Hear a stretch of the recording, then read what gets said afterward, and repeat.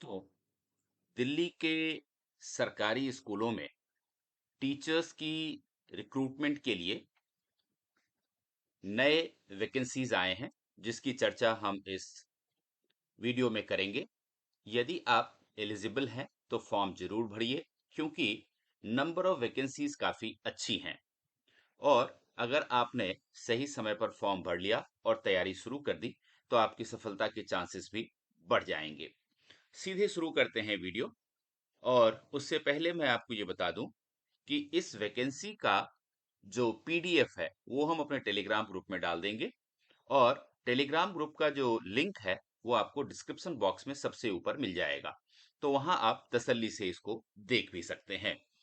सबसे जो पहला है वो देखिए, पोस्ट कोड 32/22 का है। और ये पीजीटी संस्कृत सिर्फ फीमेल के लिए है। और कुल वैकेंसी की संख्या 21 है। रिजर्वेशन आप अपने कोटा के अनुसार देख सकते हैं।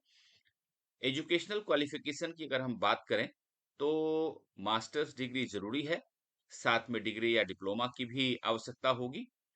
और यदि आपने पीएचडी की है तो ये एक बेहतर क्वालिफिकेशन माना जाता है। लेकिन चूंकि एग्जाम्स होते हैं, चूंकि कॉम्पिटिटिव एग्जाम होता है, तो वहां पास करना आपको जरूरी होता है।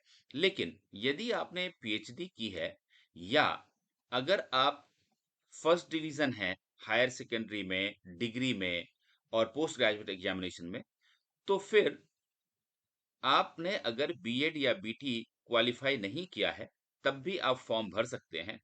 और आपको 3 साल के अंदर इसकी डिग्री लेनी होगी।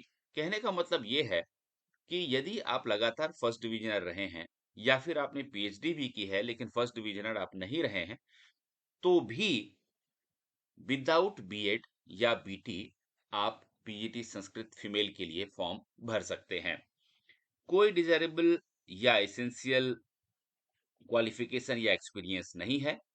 डिजायरेबल क्वालिफिकेशन में इन्होंने ये जरूर लिखा है कि अगर 3 साल का आपका एक्सपीरियंस है कॉलेज या हायर सेकेंडरी स्कूल में, तो आपको प्रेफरेंस मिल सकता है। पे स्केल 9300 से 34,800 तक का है। और ग्रेड पे 48 है। मैं आपको याद दिला दूं कि ये 6 पे कमीशन के हिसाब से ये वाला ग्रेड पे है। और ये post group B non gazetted post है। एज मैक्सिमम आपके 36 ईयर्स तक होना चाहिए। और इसके अलावा यदि आप दिल्ली सरकार के कॉन्ट्रैक्चुअल या गेस्ट टीचर्स की लिस्ट में हैं, तो फिर आपको और भी अपर एज में छूट दी जाती है। लेकिन ध्यान रखें कि अगर आप गेस्ट टीचर हैं तो कम से कम 120 दिनों तक आपने जरूर एक एकेडमिक ईयर में यहाँ काम किया हो। यदि आप यूनिवर्सिटी में पढ़ाते हैं और इस पोस्ट के लिए आप अप्लाई करना चाहते हैं तो आपको 5 साल का रिलैक्सेशन दिया जाएगा। क्योंकि कई सारे टीचर्स ऐसे होते हैं जो या तो गेस्ट टीचर के तौर पे या फिर कॉन्ट्रैक्ट के ऊपर कॉलेजेस में पढ़ा रहे होते हैं, लेकिन ये जो सारे पोस्ट हैं वो परमानेंट पोस्ट हैं। और इसके अलावा पीडब्ल्यूडी के लिए और एससी एसटी ओबीसी के लिए जो रिजर्वेशन है वो अपनी जगह पे है, और अकॉर्डिंगली आपको एज रिलैक्सेशन भी दी जाती है। इसके आगे जो पोस्ट है वो 33/22 का है, देखिए, जो पीजीटी इंग्लिश मेल के लिए है। और इसकी कुल 13 पोस्ट हैं। पीजीटी इंग्लिश मेल के लिए कुल 13 पोस्ट हैं। और क्वालिफिकेशन की बात करें तो आपको मास्टर्स डिग्री होना जरूरी है, साथ में डिग्री भी होना जरूरी है। लेकिन यदि आप पीएचडी हैं या फिर इंटरमीडिएट, बीए और पोस्ट ग्रेजुएशन में अगर आपके लगातार फर्स्ट डिवीजन रहे हैं, तो बीएड के क्वालिफिकेशन में आपको छूट है। अगला जो पोस्ट है वो ये देखिए, इसमें यहां पर मैं आप ध्यान दें, यहां पर मैं नॉट एक्सीडिंग 30 ईयर लिखा है, लेकिन ऐसी बात नहीं है, ये गलत है। आपको, अगर आप 36 ईयर्स तक हैं तो आप फॉर्म भर सकते हैं, इस बात का ध्यान रखिएगा। एज रिलैक्सेशन आपको मिलेगा यदि आप किसी भी कैटेगरी में पढ़ते हैं तो। इसके अलावा 34/22 ये वाला जो पोस्ट कोड है ये पीजीटी इंग्लिश फीमेल के लिए है। और पीजीटी इंग्लिश फीमेल की कुल 14 पोस्ट हैं, ये आप देख सकते हैं।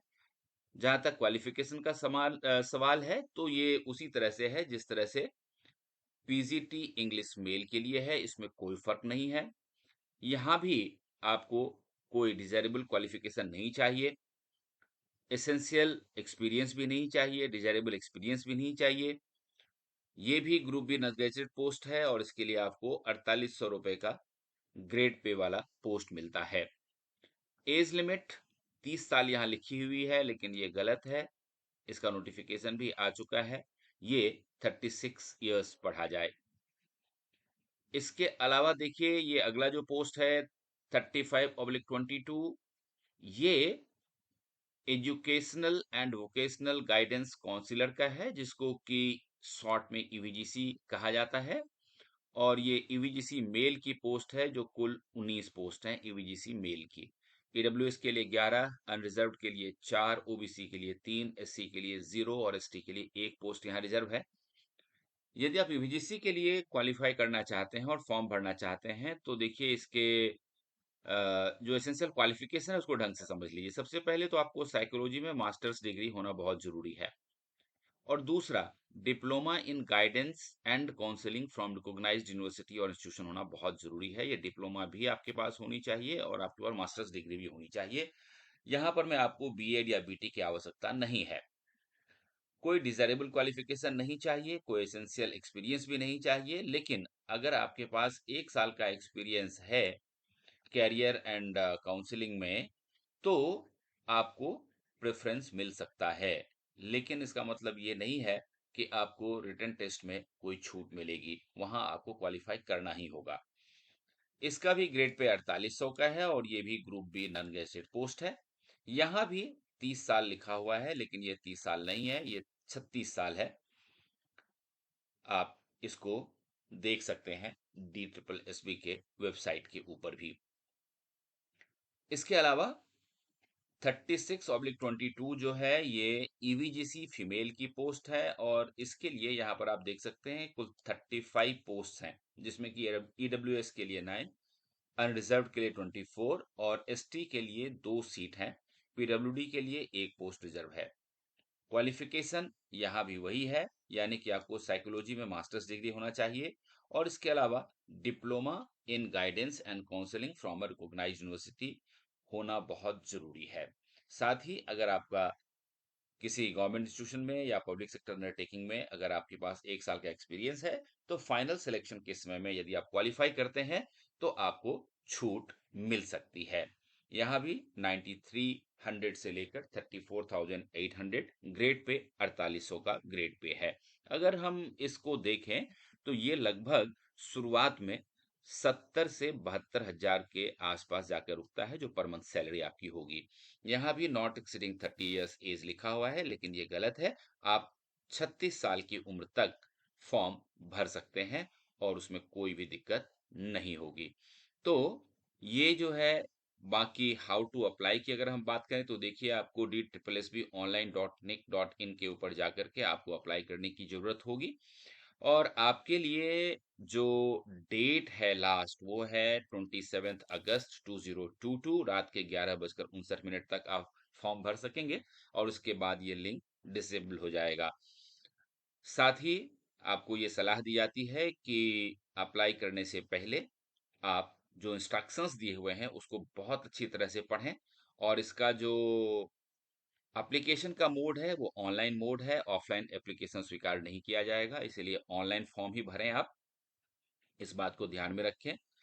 इसके अलावा फी हर कैंडिडेट के लिए 100 रुपए रखी गई है, लेकिन एक खास बात ये वाली है, ये वाली पॉइंट नंबर ए देखिए कि women candidates and candidates belonging to scheduled caste, scheduled tribes, PWD, ex serviceman are exempted, यानी कि जितने भी विमेन कैंडिडेट्स हैं वो फीस देने की जरूरत नहीं है उनको। इसके अलावा अगर आप एससी, एसटी, पीडब्ल्यूडी या एक्स सर्विसमैन कैटेगरी में आते हैं, तो भी आपको फीस देने की कोई जरूरत नहीं है।